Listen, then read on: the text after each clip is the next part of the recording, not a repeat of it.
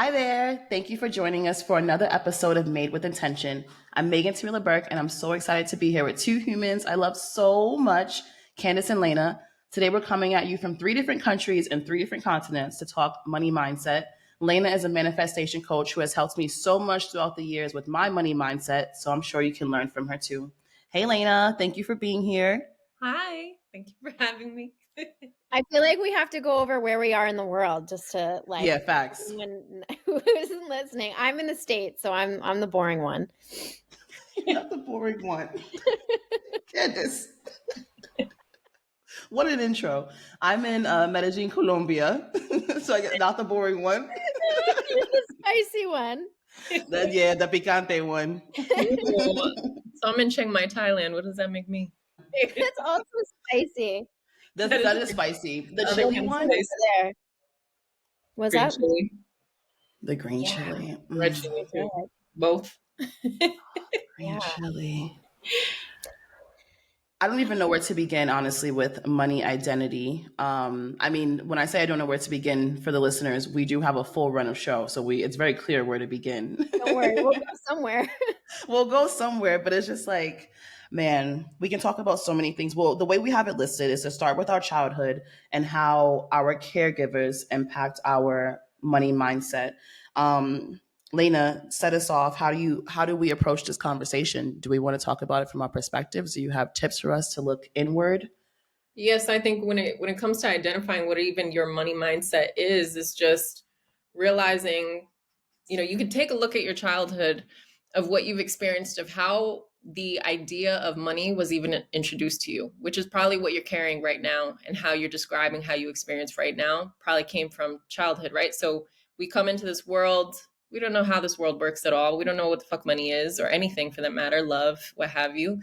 And it's through our experiences with the ways that we've observed how our parents work, how they handle money, the things they instill in you, and what you need to do to be successful, even, right? Or just little phrases that we hear either from our immediate, like within our homes and our parents, or like society, right? You got to work hard to make money. Money doesn't grow on trees. You got to save money for a rainy day, whatever. We have all these little bits of information we were absorbing for so long and not realizing we're still carrying that with us, and how we move with money now, how we identify it with it now, and what we see success to be, and if we're struggling with money or if we're abundant with money, and what have you. So it's kind of identifying, what is it that you're experiencing right now?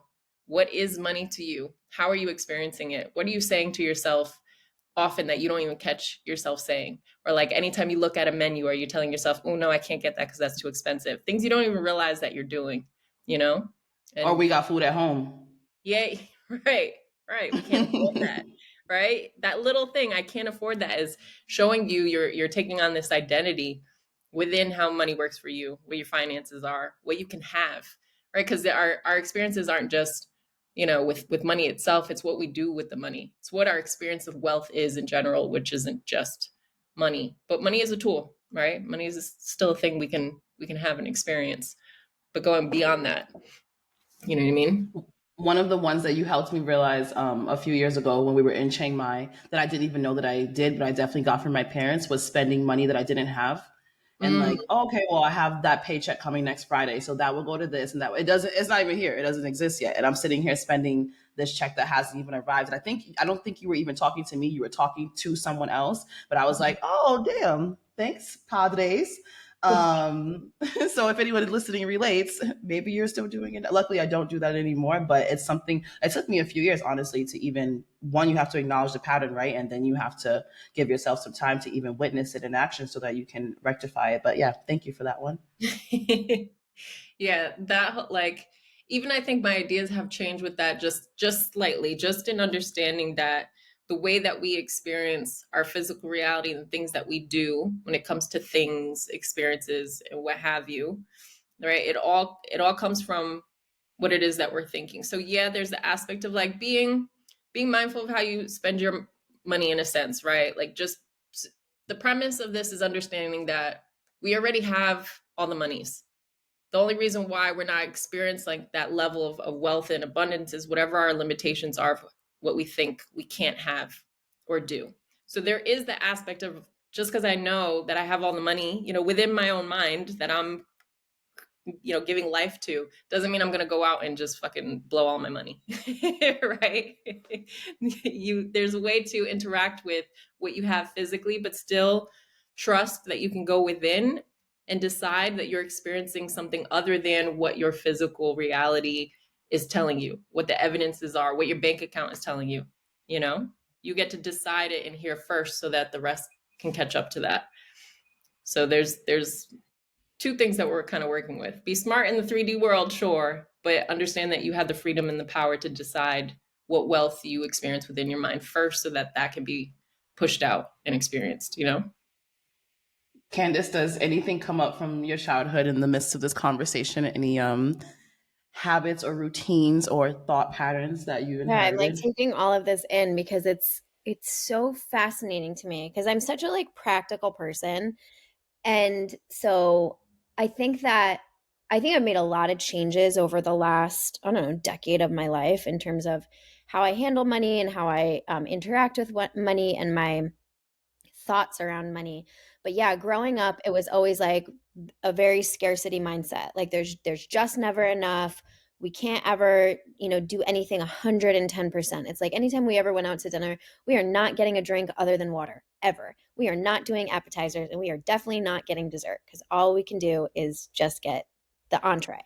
And you need to be mindful of the cost of the entree, and we're going to eat every little bit of that food. And if we're not eating every little bit, we're taking it home. So, but that also, like, I think about my mom, and she's one of 12 kids Mm, and grew up in a time in like the 60s, and there wasn't a whole lot of, there wasn't a lot of abundance in terms of like money in that family. And her parents grew up in the Great Depression. So there was also like a huge mistrust of big banks, and they had, you know, money under the mattress, that sort of thing. So she kind of, her reality was created from that, and then she did the best she could, obviously. And then my reality was a little bit different, but still this kind of scarcity mindset. But then every once in a while I would just whip out my credit card because I just needed the thing or I wanted the thing. And for a long time in college I had such credit card debt. And then immediately after college, I met a boyfriend who was like, "No, no, we're not gonna carry credit card debt. Like we don't want to do that." And it was a whole new concept to me. And I paid off that credit card debt, and I haven't had credit card. I never let debt carry over.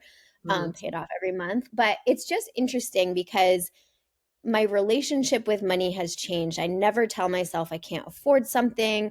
I never have limitations on what I can do. I just try to think creatively about, well, like, how can I get this thing if I really want this thing? Or how can I have this experience if I really want this experience?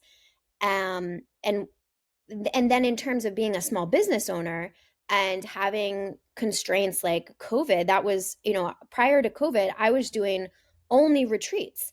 And so then when travel had to stop, it was like, oh my gosh, what am I going to do? And I'm so proud of myself for not like panicking and shutting everything down. I was like, no, no, let's get creative. If I can't make that same amount of money because we literally cannot travel, what can I do? And I just kind of had to like trust in my creativity, and I just know inherently I'm always going to be good, so I never really stress about money. I will always make it happen because that's who I am. But now I'm like working through some survival mindset shit, so I'm like trying to kind of, I don't know, I'm just kind of taking it all in, and I'm sorry if this isn't really making sense, No, it but is. there's It a does lot make going on sense. in upstairs. I'm just like, wow, this is really fascinating. It makes No, sense. even Okay. that same thing that you said, like that belief, like I'm always going to be good, right? That's something that I got Yeah. from my mom too, who worked two jobs every single day for like decades, didn't have a day Mm. off or anything, but she would always tell me like we're always good. She wouldn't tell me what her struggles were or anything. So thank That's you, mom, so healthy. for Good instilling. job, mom.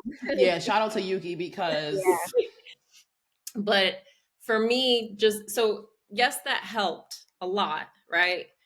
Of not being stressed, even when things are happening, can't afford things, or what am I Mm. going to do? I go into panic mode when I'm like, shit, I can't afford my rent or whatever it is, right?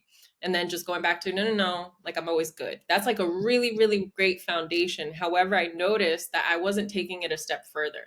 I still, because of what our financial status was growing up and stuff and what have you, there's still a certain like ceiling or cap that I wasn't really getting to the next tier, because my mom also teaches me other things, like be good with what you have, be grateful for what you have and all that, which, yeah, it's true. But then I'm having different desires for things that exist outside this realm, you know? So it's like, oh, I then convince myself like, oh no, I don't need that. Like I don't need, let's say I wanted like a luxury something, like whatever it is, right? Oh, I just don't need that. I'm good with what I have, right? And then I'm like, Yeah. well, I don't want to keep repeating this over and over. I really do want that thing, and it's okay to want that thing. And if I want that thing, I'm going to have it. I get to have it. I get to decide. I get to experience it, you I know? like the mindset of, and I say this for like my fitness people as well, like be grateful for where you are as you work towards what you want. Mm-hmm. Because whatever you want, like you deserve, whether it's a luxury thing or you want to feel great or you want to look great, whatever it is that you want, you deserve it. And I think there's something really beautiful in being grateful for what you have as you work towards what you want. Mm-hmm. Mm-hmm. Yeah. So when it comes to working towards what we want, so if we also understand our whole reality, our experience is coming from those set of beliefs, then that's what we want to change. And so there we are able to imagine ourselves. It's basically like we're predicting our futures, right? We're thinking as if we already have it, and that's who we are, because we want to shift our identity in order for our reality to mirror back to us who we're being, you know? So we get to decide, all right, if I want that luxury thing, I already have it. Just the mere desire for it is like coming into my mind as if it already exists. So I'm going to animate that, bring that into life right now, and create this memory as if I have already experienced it. I have already attained it. We can do it. We could do it that way. Once you decide and kind of create the identity of who would you be if you already had that, you're shifting yourself, and then your reality will mirror that. And then you will figure out, when you are imagining that, when you're figuring out what you need to do, it's going to come a lot easier. The steps to lead you to that fulfillment of that experience is automatically going to happen with a lot more ease as you're doing the things. But the result is already done. How you come about that result is going to just unfold naturally, rather than like trying to make something happen and struggle through it and hope that it's going to happen. No, we get to decide it already did. And the Right, rest. because you could get the luxury trip that you want and then put yourself into debt getting it, right? And you Mhm. still have the same outcome, but how you got there was a very different way in getting there. Exactly. So yeah, like you said, like you could have gone through debt to get there, right? So when you're Mm-hmm. in the moment of you're in debt, does it look like you're about to get there? If probably not, right? You're Right. probably telling yourself all the things again of fuck, I'm never going to experience that. Here I am. I'm struggling. But we can learn to perceive even something like, ah shit, I'm in debt again, or something seemingly bad happened, is can you change your perception and the meaning that you're giving it, and still deciding it doesn't matter what the heck is happening in my physical reality, I still get what I want, so that this debt or whatever circumstance can come to pass, right? It can pass on by, so you can keep it moving and still fulfill. Very reminiscent of the podcast episode we did. I believe it should have aired last week, I think, With about the whom? relationship to self, Oh yeah, and last how we Sunday. talked about kind of like I describe this sort of silly thing I do that actually really works. So I don't care that it sounds crazy, but I will sometimes just pretend I'm the main character, or like I'm the prize. Like that's what I'll repeat in my head. And I will like step through a walkway and be like, okay, or step through a doorway or a threshold or something. And I'll be like, okay, I'm the main character. And the energy around me literally shifts and people interact with me differently. And I feel that way about certain instances with it's funny how you kind of don't realize the inherent beliefs that you bring around, like in your soul, about whatever it could be, money or whatever. And I remember very specifically, I work with some people who are like, they have a lot of money.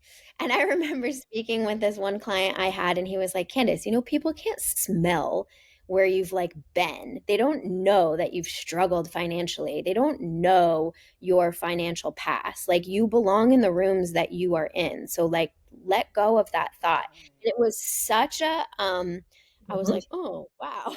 I didn't realize that. Obviously we know that logistically, but it's funny how you kind of have this inherent belief that like, oh, everybody sees, that I maybe don't belong in this room, but you do. Right. In regards to the shift too, I was talking to one of my guy friends last week, and he, as another African American, and as many that I've encountered, and we'll get into this later, but sometimes I realize just hold such negative connotations to being black. And for me, I'm like, first of all, watch your fucking mouth, and then second of all, don't we. I'm very anti we statements, so don't put me in that. I can't relate. And he was talking about how, our parents could have done better and they should have done better and all these things. And first of all, we're here now. We're in our 30s, so make shit shake or don't. But second of all, I said, we'll speak about your own parents, and I was explaining to him how even now we're talking about how, these things that we carried with ourselves. And Candace, you mentioned like the lineage of your family and different experiences that they had. He was talking about in the sense of like, we could have had more, we could have done this. And I told him my mom was also one of 12. And actually, I watched a TikTok a few weeks ago, and it was this mom surprising her daughter shared a room, and she was surprising one of them with her own room, so they were going to have her own. And she was like, "It's so important for me for them to have their own space." And I stopped, and I was like, "Yo, I always had my own room. My mom probably never had her own room." And I texted her. I said, "I just realized you probably never had." There was times she converted our living room into a bedroom and a living room so that I could have my own room and Dex could have his own room. So I texted her. I said, "Thank you so much. I really appreciate that you made sure that we always had our own room." She said, "You're very observant." She said, "Yeah, I never had my own space and I always wanted that for you." That is growth. Wow. Yeah. That took a lot of work for her to get there. And as a single mom at that. And Yeah. so it's also that, right? It's like we're choosing, and of course it takes time, and I get it because I just realized that too a few weeks ago, as with many things in my childhood. But there's such a choice in how we look at whatever it is that we've experienced, Right. especially in regards to our childhood.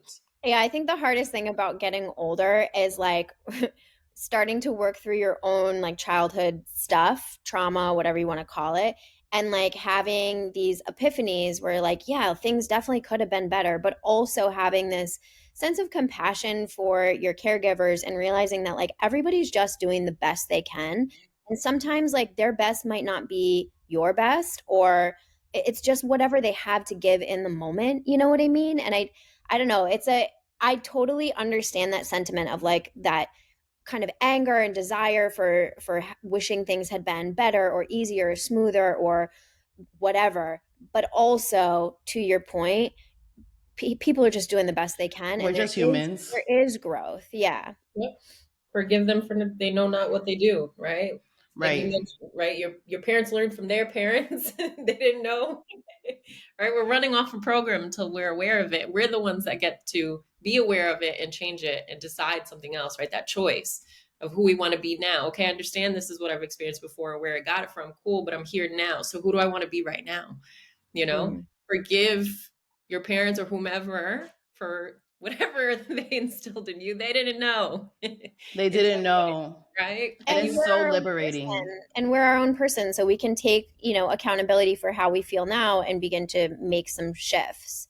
Mm-hmm. And with that in mind, Laina, I'm curious, like with the people that you have worked with from TikTok or wherever, can you give an example of like something that somebody may have wanted to experience or buy, or like, can we get into a little bit more of like the practical side of things for people who are listening and who are just like not really sure about manifestation, or like, how does it really work? What is the process? So I was just wondering if you could like walk us through something like that. So the process is just very obvious and simple, which is just, what are you thinking? What are you thinking right now? Understanding, being aware of your own thoughts. And whatever it is that you're thinking is reflecting who you're being, and that's your life. That is, your mind is always minding, so your life is always lifing. Everything is coming from inside out, as within, so without, right? So it's being aware of what you're thinking and just deciding, this is where choice comes in. Is this how I want to be narrating my life? Is this who I want to be? Is this what I want to be experiencing? And if it's not, well, then I have the power to change it, right? I have the power over my own life and what I think. And everything else is going to follow that. So, so you want examples in terms of money? I guess, yeah. Or do you think that in order to, so for someone who's like looking around and they're like, I don't love where I live, I don't like the job that I have, My love life is in shambles. Like, I want a better life for myself, but I don't know how to get there.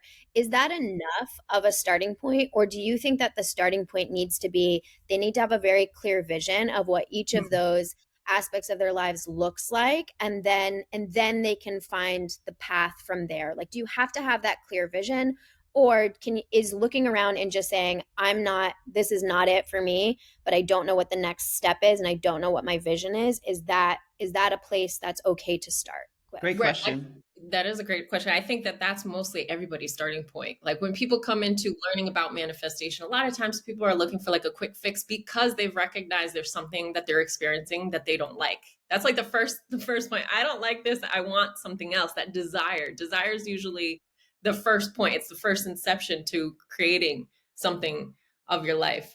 Right. So as soon as you recognize that, that's where usually people are introduced to me. I see them in that space, right? That wanting something. And so then that's when I suggest, okay, we'll get clear on what you want. If it's not this, then what else, right? So if it's like, I'm struggling to pay my bills every month. Okay, well, what would you want to be true instead? That my bills are always paid. It's very obvious, right? Like you're just pretty much thinking it's opposite. So we want to turn our attention from whatever the circumstance is, because we'll see a circumstance like I can't pay the bills. I'm struggling to pay my bills every month. Fuck the date. You start looking at the time, like I got to pay my landlord in a few days. Where's the money going to come from? And you just keep fixated on that. And internally, that's where the struggle is. You're freaking out. Your fears and your doubts come in and yada, yada, yada. So in a moment, to understand that you have control over your own thoughts, you're in charge, right? If you give yourself permission to, get clear what it is that you want. I want my bills to be paid, and I want that to be the rule of my life. So it's not just, I want money so I can pay my bills this month. Okay, you can get the money to pay your bills this month, but then who are you going to be next month? You're going to have the same problem. So let's just skip past all that. What do you want to be true, period? Which is, my bills are always paid. Okay, then we're going to start thinking like we're somebody whose bills are always paid. And then from there, the other details of your reality surrounding that kind of come in. My bills are always paid. I can afford everything that I want and need. To kind of build that idea of your identity within your wealth. So it usually does start with, what is it that you want? Make it more obvious to you. What are you saying that you don't want? Say it's opposite, and go from there and keep designing it and keep returning. So we call that living in the end. Keep deciding in your mind at any given point, no matter where you are, you're sitting inside your house, wherever you are, that's who I am. This is what my life is. And thinking as if it's already true. And then that's what creates the belief. That's what gets impressed in your subconscious mind, because your subconscious mind doesn't know, right? It doesn't know that the bills need to get paid other than you telling yourself that. It doesn't know that your bills are already paid unless you tell yourself that, you decide that that's who you are. Yeah. So it's getting into that practice of deciding who you are. Anytime your mind goes to the subject matter of what it is that you're working on, getting into the practice of animating the reality that what you wanted is already true. And then watch what happens. Like you mentioned, when you make certain shifts about what you're thinking your beliefs are, you notice that people start acting different around you. Yeah. Right? People are going to start to be compelled to act as a certain character role or a messenger to bring about what you've already decided in your mind. They're already doing that, right? So you're changing yourself and what your reality is, and then everything around you starts to conform to match what you've decided.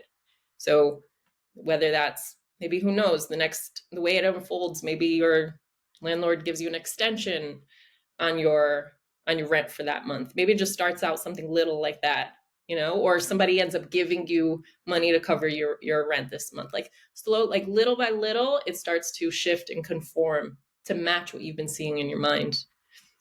Do you have a tip for getting really clear on what you want? Like, what if it's not, I know this is about finances, but what if it's not about finances? What if you're like, I don't know which path I should take, because this is not about me or anything, but what if I'm 40 years old and you're like, I don't know if I should sell all my shit and move to the other side of the country, or I don't know if I should just buy a little house in this town right here, or I don't know if I should just try really hard to meet somebody and have a baby. What if you don't know what lane to pick?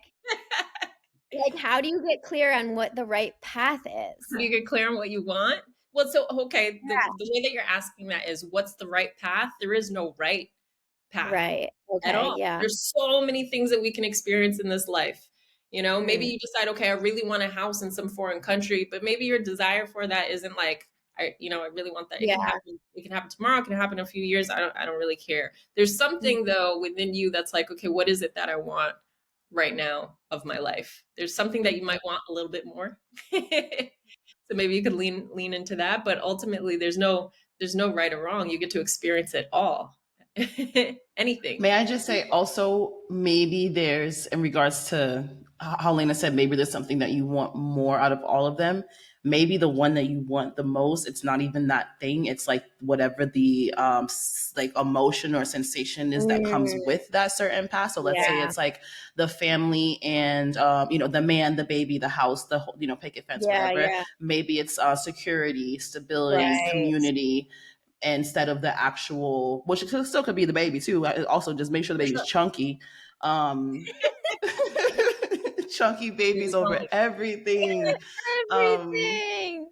so maybe it's that too, Right. That's not just that too. That's actually everything. You're right. Because all all circumstances, all things can only reflect who you're being. So your desire, like you said, let's say a house, right, is for like that aspect of feeling secure. Or Mm. it's like you want a man or a partner or somebody, you want to feel taken care of. We don't actually want things. We want to experience ourselves experiencing the thing. It has nothing to do with the thing itself. Wow. Will you say that one more time? Oh shit, what did I say? Okay, so that we So don't good. actually want the thing itself. So if you say, I want the relationship, I want the house, I want the car, whatever, the travel, it's not Yeah. just that experience, it's how you're experiencing yourself experiencing the thing. Because if you're in a state of, let's say, like with relationships, this is always the hot topic, right? Let's say you have certain beliefs that people always leave you. You have a fear that people leave you. You probably experienced abandonment in childhood or something. Your parent left or something Mhm. happened. You always are left. Somebody picks somebody else over you. They say they're not ready for a relationship, what have you, right? And so you're over there, well, I really want love. I want to be loved. I want a partner and everything. Well, you want to experience yourself secure. You want to experience yourself taken care of, you know and that person's only going to reflect it. If you are still in the state of people leave me, you can go ahead and manifest a relationship. You can have that man. How are you experiencing that man? They're still going to mirror to you that people leave you. You're going to still have that fear that they're going to leave. Oh, they didn't text me in an hour, does that mean they don't like me? Right? You're not even going to enjoy the relationship if you are still being the same version of you that has certain fears and are predicting certain things to happen that you don't want. Right? So it's about changing yourself first so that that thing that you think you want, like a relationship, is actually the way that you want to experience it, which is you feeling like you're secure and loved and taken care of, etc. Wow. My mind is like blown. Yeah. I'm going to try really hard to steer this conversation back to That's finances. But They're all right. related though, right? Everything we're saying. well, yeah, because I was as when she's the second she said that, I was like, oh my gosh, every luxury trip I've ever been on has not really been about the luxury of the trip. It's just the ease Mhm. and the like lack of having to strive or try or work. Like I'm there for the ease. Like I'm there to be pampered. I'm there for the luxury. And that's the emotion that I'm after. That's the thing I'm after. It's not actually being at a place or being at a nice hotel. It's not about that. That's Mhm. so fascinating. Mhm. Yeah, like you said, it all relates too. Everything Mhm. relates. It's all the same, just formulated in these different aspects and I circumstances of think life. that's also the money thing for me. Like I think, because I grew up like we have to strive, you have to work hard. Exactly what you said at the top of the show. Like you need to, money doesn't grow in trees. Like I have heard that so many times. And I think I don't want to live, I never wanted to live paycheck to paycheck. I always wanted to thrive, not just get by. And the reason I wanted to thrive is because I wanted more ease in my life. Like life is so much easier when you have a bigger bank account. and Mhm. it's and I've lived both sides of that, of like having enough, having more than enough, and also struggling and not having enough. And so it's really about the emotion and the sense of ease for me at least. I don't know. Megan, what is it for you? I was gonna say that life can be easy right now, and I think I say this to you all the time. Like you can choose to just let life be easy, right? Yes. And I say that from experience because I, at some point in the past couple years, I think just going through so many different life changes and experiences, that was enough. And I said, oh hell no! If I'm gonna focus on myself, I think that's also what it was, honestly, for me. Especially in 2020, I had to take time away from work, and I had to get better, and I had to take care of myself. And then $10,000 came out of nowhere when I lived in Mexico comfortably, and I had so much fun. So that was like my proof that, like, okay, I can just decide right now that I can just decide right now. And then honestly, So you're life has saying been easy. regardless of what's in the bank account, ease can just be something that you experience no matter what. Definitely. Mm. Yeah, Good. because like you said, there are times you've had a lot, right? Yeah. I'm sure you still had stressful moments, or things can still be hard. I think also it helps when you meet people who have a grand amount of wealth, and as I have, and then you see like, oh, okay, we actually are all just humans, like, Yeah. or you can be born with a trust fund and have a massive amount of wealth and still be the scattered friend who's always losing shit or breaking something, or it's irrelevant. It really has and that, for me, that's my personal perspective. That's what helps me decide, like, oh, okay, things can be easy. And I said this before in another podcast, I don't believe anymore in deserving things. I don't think there's the such thing as you deserve this. Deserve implies that you did something to, or you are something to warrant it. It just is. There are horrible people who have millions of dollars and they did nothing to deserve it. They were born into. Elon was born with an empire of gold mines in South Africa. Like, deserving is irrelevant, Right. But That that's idea that from you studying economics that helps me. Ooh. In what way? What To did the see that, like, there's no deserving, and it is what it is. Some people have, that's history too, right? Some people just have massive amounts of wealth. Some people lose it, they get it right back. Like we talked about this, like you said, right? You can still think that you don't deserve the money, or that you can't hold on to money, and so you get massive amounts of wealth and then you lose it, and then you get it right back and you lose it again. It's happened to so many people. And yeah, reading different books. Shoe Dog is a great one. He goes through his financial journey in building Nike, and his ups and downs financially in building Nike. And he also was blessed to have his parents like invest in his business. And yeah, I can see. And when I was younger, I definitely was salty about, even I have friends who have had parents invest in the beginning of their businesses, and I don't have that luxury. And so I can understand being salty. But for me, it was seeing how that saltiness just doesn't do anything to help me. So let's get sweet. I think also, like, with the word deserve, when I think of how I'd use it, like, I deserve, right? I deserve wealth or something. It's like this state of like you're begging for something. Like, I deserve it. Like, please just give it to me. I don't have it yet. I don't I don't have it find either. it. Right. So you're reinstating that identity of I don't have it, and you're looking outside of yourself for it. And that's never going to happen that way. You're not going to have Yep. ease in that at all. It's to recognize you serve it to yourself. You're not de-serving anything. You're serving it to yourself by deciding that you are. And so many women, especially moms that I work with, I worked all week. I deserve a nap. No, I get the fucking nap first.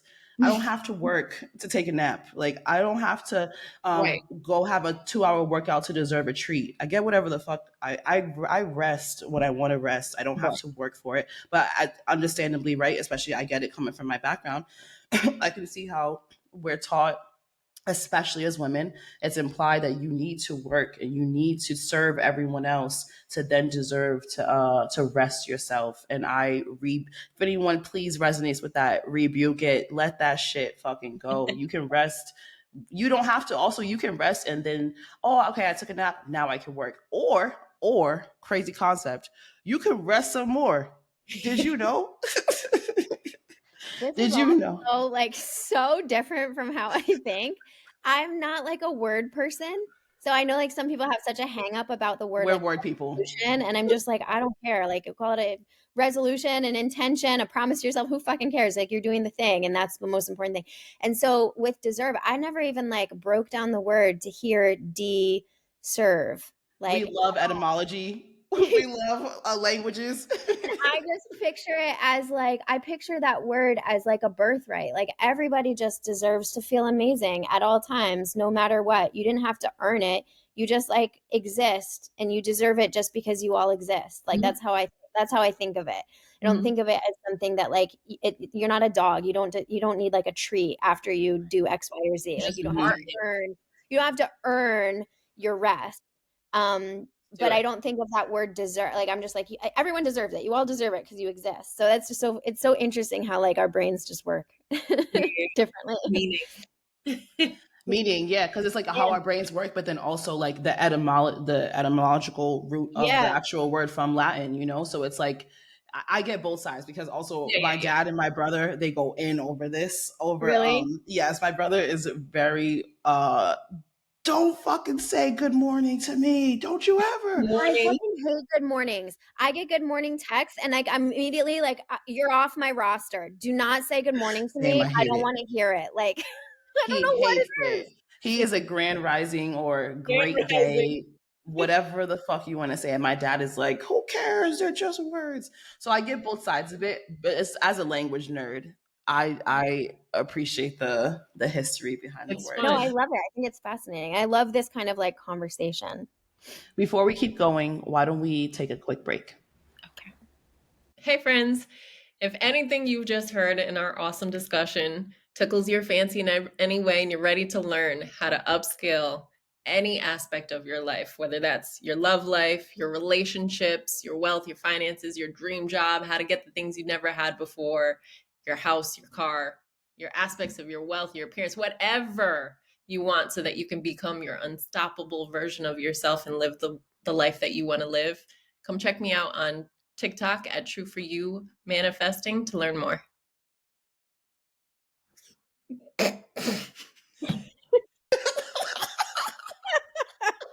You did it. I recommend everybody record podcasts only with their friends because this was the best thing I've ever heard. That was iconic. I also well think done. we shouldn't cut this out. I love it. I'm absolutely not taking this out. You couldn't pay me. Recording? Yes. Oh, yeah. Oh, Lord. I'm going to cringe. Post that, don't let me see that ever. I had to put my face out of the screen because I was just laughing so hard. No, keep that. If you're laughing, please keep it. All right, we're going to get back into it. Here we go. We're going to be serious about this. This is serious business, guys. We kind of got into we got into talking about language and how different words and phrases can impact how you move about the world, how people kind of receive you in the world. Are there any specific words that you use or maybe things that you've stopped using or phrases you've stopped saying to yourself because of the energy around those words and how it may impact the goals that you have? Well, yeah, I think I'm a huge word nerd too, right along with May. There's words that I'll break down just to get like deeper meanings of what is it that I'm actually telling myself. But in general, just, like basic stuff of like, I can't, like I can't do something, just whatever phrases that you say to yourself that would be limiting to the experience that you'd want to have. It would be things that you would not say if you were already experiencing what you want. That's the most important part. But in terms of like when you're thinking new thoughts, we call these affirmations, right? You're always affirming technically. Affirmations are just any thoughts that give an idea truth or merit, right? So you're either affirming what you don't want or you're affirming what you do. Well, what you don't like or what you do. So when you're affirming things to yourself, you're going to speak how you speak. Like, have you ever seen people saying affirmations that are like, the universe give unto you in divine time? I don't know. These long drawn out affirmations, affirm this to manifest wealth. And it's gibberish. It doesn't mean shit to you. You don't talk like that, The words, the language that you use, you already have definition and meaning to things that's going to imply something to you. So your affirmation should be how you speak. But in terms of like understanding things on a deeper level or what have you, and really just playing around with the different ways that you can create your reality by your own word choice. That's where etymology kind of steps in for me. like how we said the word deserve. What are we really telling ourselves when we're saying I deserve something? What's that feeling behind you saying, what role are you playing? Who are you being even saying that word? You don't even catch yourself when you're saying that, so just pay attention to how do you usually speak? What are the words that you use? And what kind of meaning do those things apply? Just bringing awareness really to what it is that I you think especially too in regards to confidence, and I talk about this a lot on my stories in regards to language, and hopefully I hope, as no I have, because women have confirmed, but I really aspire to highlight to women how their language actually implies a lack of confidence. For example, I'm sorry, or I hope this doesn't sound crazy, or I hope this isn't a dumb question, or okay, this may be a stupid question, or does that make sense? First of all, shut the fuck up. You just added so many words in there, and we could have hopped out of this fucking Zoom meeting. But second of all, I think, and I can understand this, that they feel it implies this like coquettishness. I think that's like, oh sorry, or it's not doing that. It's not cute, but and it doesn't. even Go that ahead. coquettishness, right? The way it's used, like, oh sorry, you're why are you doing that? Are you being that Right. like what's the word, coquettish? Yeah, Are you being coquette. that Right. It's like inferior a thing? Like, I need to be this way, I need to play dumb in order to be what? Like, yeah. Yeah, What? I'm not gonna lie to you. I am that person, and I do it to make whoever I'm talking to feel. And this is like a people pleaser thing of me. I'm doing it to make them feel comfortable, smarter, Mm. to make them aware that I know that I might be quote unquote wasting their time by asking a question that I maybe they may assume I know the answer to. Like, I do it for their comfort, and um that is something I definitely want to work on. I do it because I know it makes me appear softer, or like, I don't, not softer, but like almost like down here, because I know that sometimes Yes. I can come across not that way. I know that sometimes I can come across like very heavy in my masculine and very assertive and very almost like intimidating or whatever. And so I do that to kind of like bring me down a little bit. But Who's I, to say that you be showing right, up as a fucking badass walking in is if anyone right, interprets it as intimidating, I think that's on them. But I would totally. ask, why do you deem that intimidating, or even who's put that in your head that it's intimidating? And I would argue it when people do it to me, like women do it to me, and I know it's because I can just appear, very forthright, but it doesn't make me feel comfortable. It actually makes me feel very uncomfortable because now I just feel like, yeah, it feels like you're trying to appease me actually. Yeah, like you're trying to elevate. I don't need your help. I'm already iconic, I don't need you to puff me up. And I'm just a human, and we're all just humans. I'm not better, no one's better. And so then it makes me think like, why are you putting me on a pedestal when like I don't want that. I'm just a Megan. Like, please don't do right, that. right. So if anyone's listening and you can relate to that as someone who's been on the other side, and again with my clients, I've observed it so much. I really want to emphasize that I don't think it's doing what you think that it's doing, and I think it makes everyone uncomfortable, to be honest. And then as your friend, I would say, don't you ever fucking put yourself under. Get the fuck out of here. I think and this is so toxic. I can't even believe I'm going to say it out loud, but here we go. I think Yes. I started doing it with men, specifically like people, like prospective people I was going to work with or work for.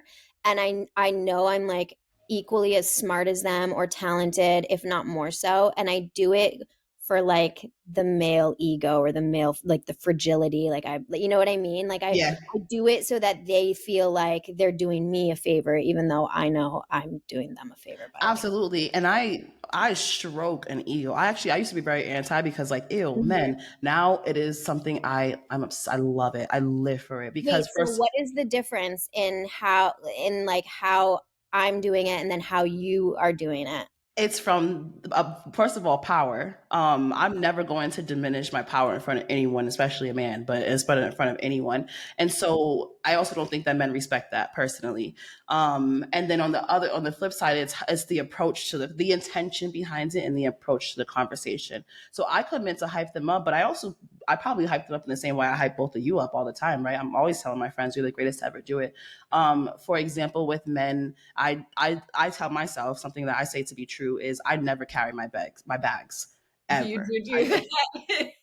Yeah, and I Yeah. never these hands were not made for physical labor. It's done, and And let me what tell you, happens subsequently? These they appear. They they literally always in the do. streets. And They always when I moved do. into this Airbnb, I got out the Uber. The Uber driver left me. Ricardo appeared. He said, "Where are you going?" I said, "The Airbnb." He said, "Is this one or this one? Is this one? Come on." He said, "Is this one?" He brought my bags to my door. It was just the first floor. I still didn't carry them, but I always say that. But I always tell men like, "Oh, could you please could you grab that for me?" And then I put my hands on their bicep and I say, "It just looks so much better when you do it." From that perspective, I'm just hyping them up, but I don't have to put Yeah. myself down to bring them Yeah. up. And Right. that's the true power of a person, but also of a woman, right? Is that when we can walk Mhm. in our power and still elevate someone. Or can you practice even just body language? Can I elevate you silently? Can I hype you up, which I can, and it takes time. But can I can you just within by being in my presence feel better about yourself? Mhm. Can you walk straighter just by being next to me? And I think it's the power behind the intention of it and not putting yourself down. Mhm. Not to say that we can get back to money. I know Y'all I'm need to write having down such a hard time like steering this conversation back to money because I just think manifestation is like so applicable to everything. But I know our theme is finances for it Well, only even with relates. money though, people are involved with money, you know? Facts. Mhm. Somebody hands you a check or you work with people or there's always people involved. And so that same thing is it's the beliefs that you have. So like with Megan's, these men are always going to carry my bags. That's a decision that she made, but I think that part of that also goes with she decided that that would be something um, that would also imply that she's someone who's respected and taken care of as a woman. Yes. That's Men the always take care of behind me. it. You just decided that would be something that you would like to experience as evidence to show you that you are. Mm-hmm. So with money, it's the same thing. We're also like compelling in a way, in a sense of how people interact with us. So it's like, let's say for your business,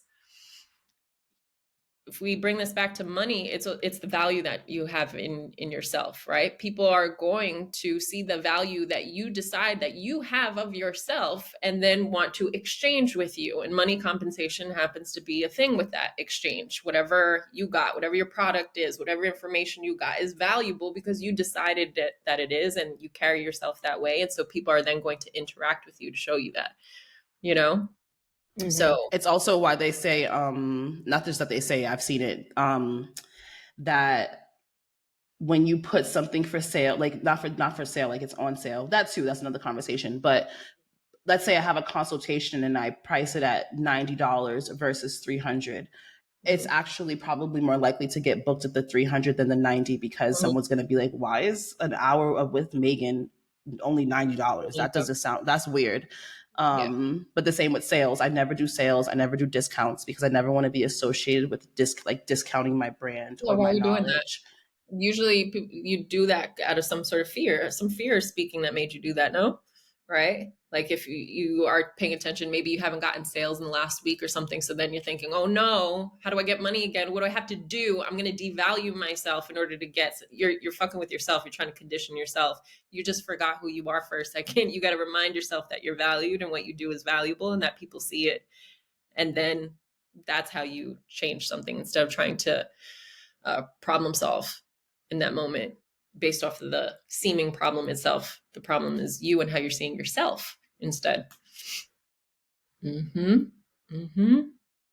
How would you suggest dealing with physical circumstances like for everybody out there who's like, but this publication says we're going to be in a recession mid-June or like inflation is at an all-time high. Like what do you suggest people do to because I think the problem that so many people have is they love this idea of being able to manifest something, having this vision for what they want, but then it's like, but there are real hurdles that seem to be in the way. How do you suggest people deal with those? Mm-hmm. So just like you said, it seems to be in the way. The thing is that recessions and inflations and politics, wars, everything, those are always going to be in existence. But how does that relate to you? How does that affect you? So you can still be within the system, but kind of beat the system in a way, is understanding this is your reality. This is your own personal reality. So like, for example, like COVID, right? There was a lot of people that lost jobs. And then there were a lot of people that created new businesses and new jobs or got more business because of COVID. You know what I mean? So who are Best you year being? for my business ever. Yep. Yep. I've been Yeah. in business, self-employed ever since. Right. So you're going to decide that those things affect you. You know, are you going to bring, so when it comes into awareness, especially when it's being fed to us by the news and all the fear mongering, and then you go into, oh no, what am I going to do? I'm expecting this bad thing to happen and my whole life is going to fall apart. And so then you're probably going to struggle. But instead, it's like, okay, that thing is happening. What's that got to do with me? I still decide what my reality is no matter what is going on. Those things are always going to exist anyway. But what does that have to do with you? You still get to decide no matter what. You And on set the the flip rules. side, on the recession tip, because yes, all these things are always going to happen. Now, not only are they always going to happen, they are supposed to happen. Life happens in a cyclical nature, right? So That these part, things yeah. have to happen. But also, great money is made in recessions. And so, especially if you are a business owner and you're listening to this, you can. I'll actually find some books and I'll put at least one. If I'll put one or more in the show notes. But for example, I think for a lot of people, they think of it as, oh, so I need to see more money coming in the recession. You know, I'm going to buy a house or flip a house. I don't know, but I need to see the money now in the recession. And I used to think that too from the economics perspective, but I've learned that's actually not what it is. So let's say for me, I'm a coach and inflation it's hurting, quote unquote, hurting my clientele, and they're not ready to invest a couple $1,000s to work with me one on one. But they ask me questions and I nurture them and I say, well, let's hop on a call real quick. Let's hop on a 15-minute chat, or let's talk for 30 minutes, or why don't you send your pitch over to me and I'll look at it and I'll review it. That is your time to build money in a recession, because let me tell you, in a few months, then they come, they say, I'm ready. And then now they just pay me up front. They pay the 5K up front. And so you can, however you want to interpret money is made in a recession, it is just economic proof that so much money can be made in a recession, especially for the quote unquote, however you want to talk about them, the billionaires and such. But you can be creative with how you interpret that extra money to be made in the recession. Maybe you have always loved dogs and you're like, you know what? I just want to get some extra cash. So I'm just going to start walking dogs. My cousin actually started doing this. Shout out to Asia. She started walking dogs and now it's just her permanent side gig. And she's been making a Cute. consistent multiple thousand like extra each month. And that's Love just her it. thing. And she just did that, like, I think it was last year, the year before, she just started walking dogs. So like, I That would just encourage recession, you. yeah, Yeah. it was like a bridge to her doing that. It Yeah. was unfolding that it actually Yep. worked. The recession worked in her favor. That's cute. Yep. I think it's so important to, like, what you're touching on too is this kind of mindset of being creative and being able to pivot and also trusting yourself. And I can speak to how well that works because right now, historically, between like December 30th to like April 15th, it's my slowest season ever for in-person Really? clientele for personal training. Yeah, people don't have any money right after the holidays, and or they go on vacation, and or many of my clients go down to Florida for the year or for the winter. So I'm like so slow with my in-person clientele right now. And initially I was like, oh my God, what am I going to do? And I like went into panic mode. And then I was like, wait a minute, I have all this extra free time. So why don't I start focusing more on my online side of stuff? Because the thing about working in person with people is there is a cap as to how many people you can take on because you are just one person and you only have so many hours in the day. But if you know that there's no ceiling cap as to how many people you can take on with an online offer or something, then you can spend time really creating a robust online offer and kind of cultivating that. And so that's what I ended up doing. And I ended up like bringing on 12 additional online one-to-one people, where I had, I think previously I had like 3. So I was able to kind of just switch by looking at my free time a little bit more creatively. And I think it's so important that when you're kind of, the universe or whatever is showing you a little bit of kind of maybe seemingly pushback, like lean into that and challenge your beliefs so that you can make it work for you. Rejection is redirection. Mm-hmm.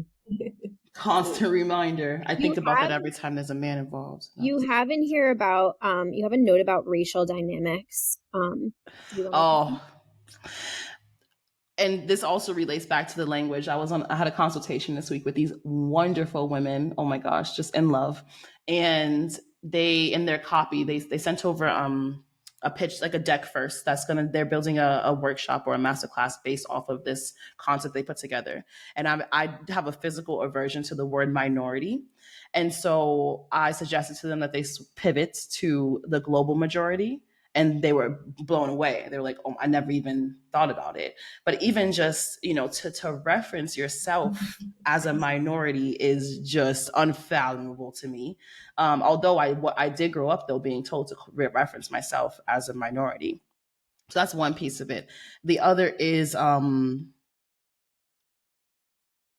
want to say this in the sense of I don't do well with, let's just pretend that everything is like butterflies and fairies. I used to do that all the time and like just suppress that. And that got me nowhere. I don't want to just lie to myself and bullshit my way into saying like there are no racial dynamics in the world, like at all, but I also don't want to play into the notion of this is something you hear often. Black women are the bottom of the barrel. Black women are the ones who are the most oppressed historically and at the current date. I don't really think about those kinds of statistics. I think about the fact that the number one up and coming business owner in the States is a Black woman since the pandemic. And so I would just encourage anyone who is listening, no matter what your race is, but if you are of the global majority, to watch how you speak about yourself as it relates to your race. Race is a social construct, yeah, but it's here. It's prevalent, cool. I also, a guy friend was mentioning how he said something about being Black or whatever, or like it's not that serious, and I said, oh whoa. Speak for your motherfucking self. I said every day I wake up and say, oh my God, thank you so much for making me Black again. There's nothing I love more. It's like every day, thank you so much. And so for me personally, I am just so grateful to be a Black woman. I love everything about it. I love my hair, I love my body. And I because I'm so in love, I will take any historical, any type of work that has been put into me getting here, I take with honor because it got me to where I am today. And so again, I think this goes back to perception and perspective and how you speak about things. But again, I would just encourage all of you listening of the global majority to watch how you speak about, things are so hard for Black people in the States.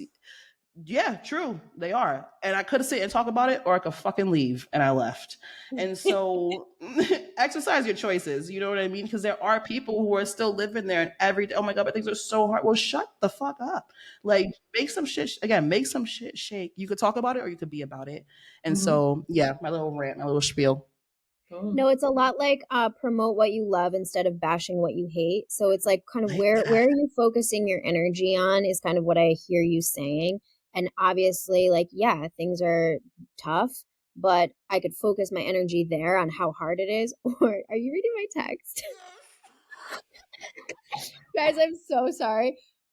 We're recording and Laina is dropping gems and lots of wisdom and I'm on mute and Megan picks up a literal bucket the size of her head and starts drinking some water. And I texted her and I said, what the fuck are you drinking out of a bucket? I couldn't get water bottles and I This had is to the most unhinged podcast we've ever done. What was originally in that bucket? You soup. made a French onion soup. It doesn't taste like the soup anymore. That's really good. When I went to the Bahamas, I brought a protein shaker bottle because, of course, I did. And then I put protein in it. And then I drank it after my workout. And then I rinsed it out because I had no dish soap. And then I wasn't about to I don't know what this says about my money mindset, but I wasn't about to pay like $30 for a fucking tequila. So I had brought my own tequila because of course I did. I filled up my protein shaker bottle with tequila, but it tasted and smelled like chocolate protein powder with the tequila in it, and then we all like would spike our drinks with it. A good combo, at least. It doesn't sound too bad. Too bad until I went and had another protein shake, and then it was like a tequila laced protein shake. I'm not mad at that personally. Yeah. I would have pushed through as well, honestly. I mean, it was better than the French onion soup water. So I promise, it doesn't look. It's not even. It doesn't even have a tip. I don't know how we're gonna come back from this, guys. But anyway, what I was saying is that where do you want to put your energy and intention? And I just so strongly feel like energy goes where attention flows. So if you're focusing on promoting yourself, uplifting yourself, living a better version of, where you're currently at, then How creative you are. Yeah. Mm-hmm. Yeah. Mm-hmm. Absolutely. Anything else? Laina, anything else you want to share with us? Anything else? How about this? Because again, I still very much so, I just hear that person, in my ear. I hear them right now saying, yeah, but okay, this is all great, but Oh, yeah. Can we leave them with something to try this week? Like, can we leave them with something actionable to implement? Well, so I'm over here.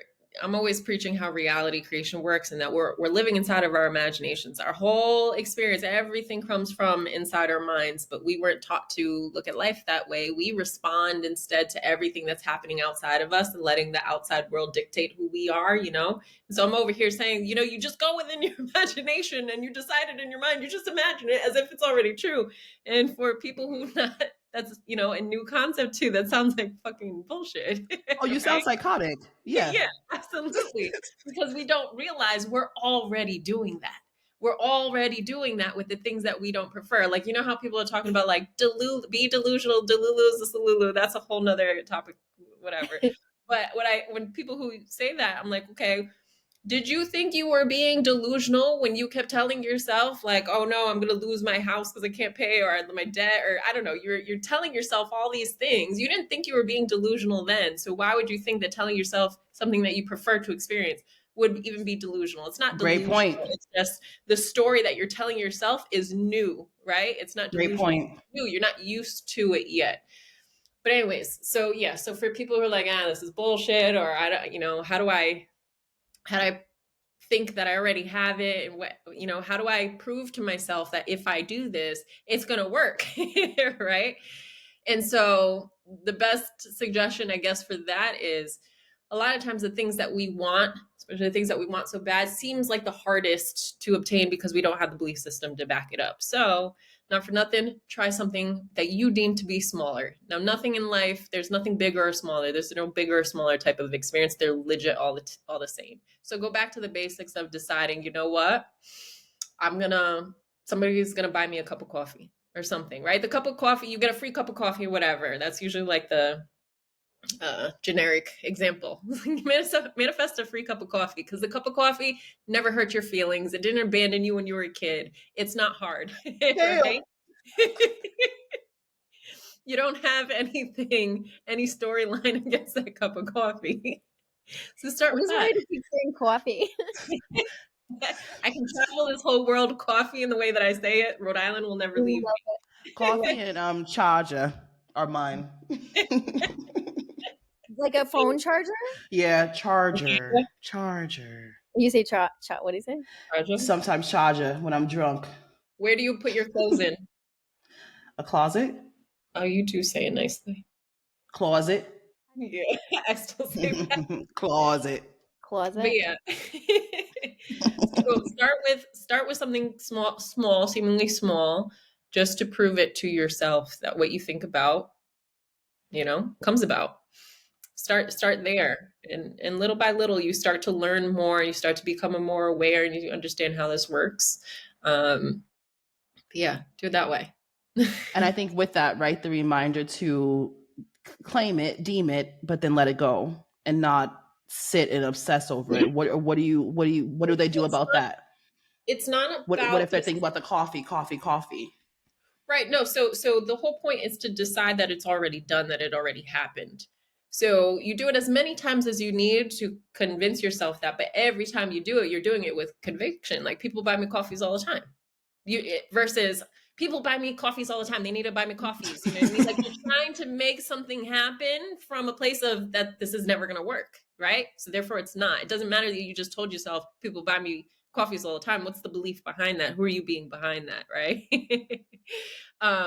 So in terms of like, the whole idea of letting go, the only thing that you need to let go of is the old story that you've been telling yourself that you can't have it or you don't have it or you're not that person, you're not experiencing it. But the only way to let go of something is to replace it with something else. We're rewriting codes here, right? There's programs that are running. That's how our minds kind of work like machines. They're always running until you rewrite the code.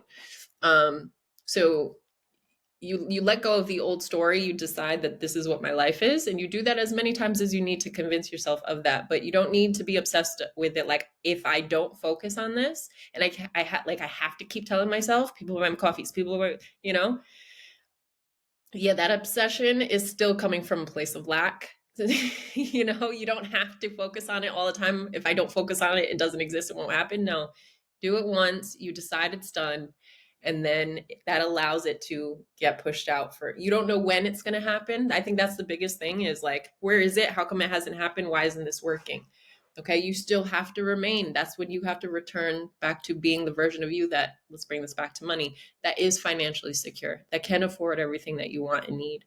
Okay, you have to bring it back internally first instead of trying to check for it out here, which is only going to solidify you not being that, or reminding you that you are not. So it's always going back within, and that's your only job, is to decide it within, and it will play out. But sometimes it takes time. But when you feel like it's taking too long, then go back within and fulfill yourself. Imagine then that somebody bought you a coffee. Give yourself the evidence of it in your mind. The same way you would see it played out in front of your face, do that within your mind, and then you will still feel satiated. You'll feel that fulfillment within, so that you're not so freaking obsessed over it. Visualization, my jam. I also, for the people who are an internal vibe, I'm very in my body. And for me, it's not even when I get the coffee that I'm like, oh, okay, this shit works. It's when I can say, people always buy me coffee and I don't have a little flutter in my chest. It's when I can just like say it calmly and relax in it, and then I know like, oh, okay. So now, people really do always buy me coffee. I don't even need the coffee at that point. So just if anyone listening relates to just, I don't even know how to explain it, but I'm just very in here, Yeah, that feeling came about because of the way you perceived it in your mind to even tell yourself people buy me coffee. It's the same thing, like, right? Like the difference between people buy me coffee to try to make people buy me coffee. Exactly. Versus people buy me coffee because this is who I am. You can go within your mind and think from that point of view, and that will translate. It'll express itself with more ease in your mind when you're thinking of it like a fact rather than a desire, rather than you're trying to make something happen. Right? Yes, exactly. Perfectly said. And that's my physical translation. I don't do the people buy me coffee, but I do have the, and then when I can, all right, cool, we good. Yeah. It sounds too like the feeling of what you're after is like being taken care of and being nurtured and being and just like trusting, and also regulating your nervous system. Right? It seems like that's more. Yeah. It's not even really about the coffee. It's about being taken care of and feeling. Yeah. So like the feeling that we're after is that knowing that something is true. That's what feeling is, less than the emotion. Emotional expressions, you could have exactly what you want and have a whole array of emotions, like the goal isn't to be happy and excited all the time. We could have that $1 million that you once wanted, you manifested that, and then you're still, I don't know, upset about some bullshit. Or what I tell people all the time is like, don't avoid like the emotion part or try to control the emotion part, because like crying or feeling sad or angry or whatever, those are things that we want too. I tell people we pay money to listen to Adele, who makes us fucking cry. We like that shit. Like, those will always be there, and that's fine, but you're going to experience them differently. They're just expressions of what's going on in your mind, right? So the feeling is knowing that something is true, which then will express itself differently physiologically. So even like regulating your nervous system, when you're telling yourself something new and you do have that feeling in your body like this isn't true and you feel that fear and all that stuff, yes, you can regulate your nervous system. You like to exercise, you want to go scream, you want to cry, you want to sing, like whatever you want to do, absolutely do that. But just understand that the concept of your nervous system feels that way because of the story that you're telling yourself. So do what you got to do, but understand you got to go back to the root. The root is who you're being in your mind, so put yourself at ease. Everything's okay, cool. And when you're ready to pivot, okay, what am I telling myself right now? How am I narrating my life? Who am I right now? And then you'll notice that your nervous system then translates it differently and you don't get that same anxiety or whatever feelings that you were struggling with before. It'll change, but you got to go back to the root, which is your thoughts. What are you thinking? Thank you so much. That was so beautiful. Isn't it crazy that Wi-Fi like let us do this? I know, Different countries. Yeah, continents. Like, what? it's actually fascinating. Oh. Yeah. All right. Thank you so much for checking out today's podcast. And special thanks to Laina for coming on today's episode. And for everyone listening, you can check her out at True For You Manifesting on TikTok. If you have a moment, please leave us a review wherever you're listening, as it helps us to show up better in searches. We appreciate you, and we'll see you next week.